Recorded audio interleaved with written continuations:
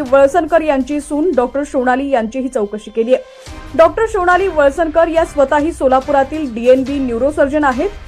सासऱ्याच्या आत्महत्येनंतर त्यांचीही चौकशी करण्यात येते। पोलिसांनी याबाबत अधिकृत माहिती देण्यास टाळाटाळ केलेली असून तपास गोपनीय ठेवण्यात येत असल्याचं सांगितलेलं आहे।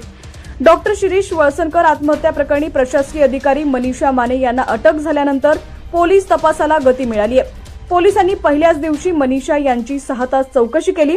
दरम्यान पोलिसांनी आज डॉक्टर वळसणकर यांची सून सोनाली यांची चौकशी केल्याची माहिती मिळाली आहे। चौकशीबाबत पोलिसांकडून गोपनीयता बाळगण्यात येते।